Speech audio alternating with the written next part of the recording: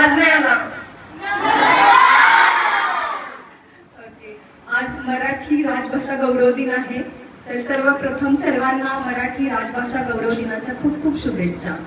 आणि आज या दिनी मला खरंच म्हणावंसं वाटतंय, लाभले आम्हास भाग्य बोलतो मराठी, जाहलो खरेच धन्य ऐकतो मराठी, बोलतो मराठी, ऐकतो मराठी. खरंच मराठी आमचा मान, मराठी आमचा सन्मान. मराठी आहे ज्ञानाची खाण, मराठी आहे महाराष्ट्राची शान. महाराष्ट्र आमचा महान, मराठी आमचा अभिमान. मराठी ही केवळ संवादाचे माध्यम नसून तो महाराष्ट्राचा अभिमान आणि सांस्कृतिक वारसा आहे. सो आज या मराठी दिनाचे औचित्य साधून मी आपल्या शाळेविषयी काहीतरी लिहिण्याचा प्रयत्न केलाय. तर पहिला 2 गाण्याच्या ओळी सोडला तर सगळं लिखाण माझंच आहे. तर शाळेविषयी असं की कठोर परिश्रम करत एक मोठा वटवृक्ष रोपण करण्यासाठी सज्ज झाली अपर्णा. अपर्णा म्हणजे काय माहितीये का सगळ्यांना?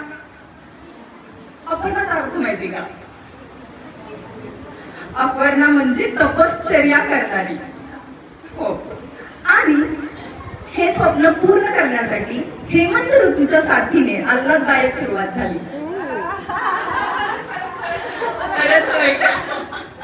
ओके, पहिल्यापासून कठोर परिश्रम करत एक मोठा वटवृक्ष रोपण करण्यासाठी सज्ज झाली अपर्णा. आणि हे स्वप्न पूर्ण करण्यासाठी हेमंत ऋतूच्या साथीने आल्हाददायक सुरुवात झाली. तो वटवृक्ष म्हणजे आपले सनशाईन नॅशनल स्कूल.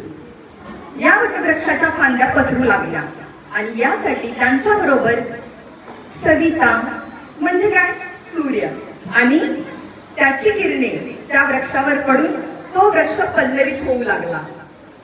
मोजक्याच 2-4 विद्यार्थ्यांपासून सुरू झालेला हा प्रवास आज 250 पेक्षाही जास्त विद्यार्थ्यांची भाग्यश्री झाला आहे. प्रत्येक जण त्याच्या शीतल छायेत विसावत आहे. असे हे विद्यार्थी रूपी पद्मज अश्विनी सारखे वाढू लागले आहेत. अश्विनी म्हणजे काय? वेगवान, चपळ. पद्मज म्हणजे काय? काय पद्मज म्हणजे? अरे पद्मज म्हणजे काय? पद्मजचा समानार्थी शब्द काय? कमळ.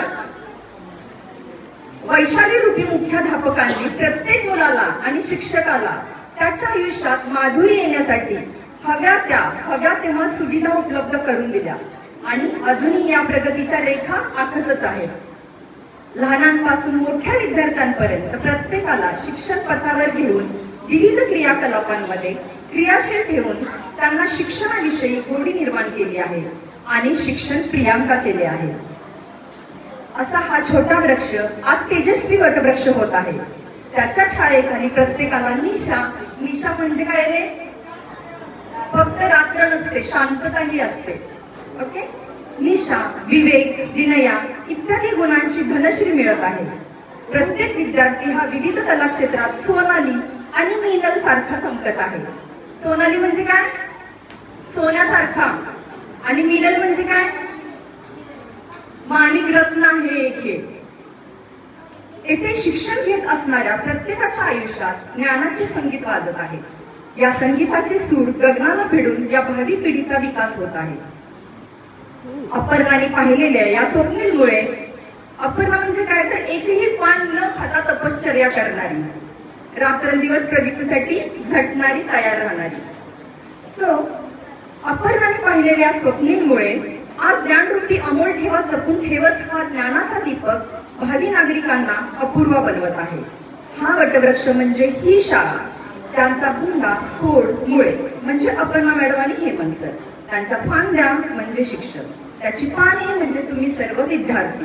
आणि या वटवृक्षाच्या छायेत येणाऱ्या शिक्षण घेणाऱ्या प्रत्येक विद्यार्थ्यांवर स्वातीचा, स्वाती म्हणजे सरस्वती, ज्ञानाची देवता, तिचा वरदहस्त व कृपा बरसत राहो हीच प्रार्थना.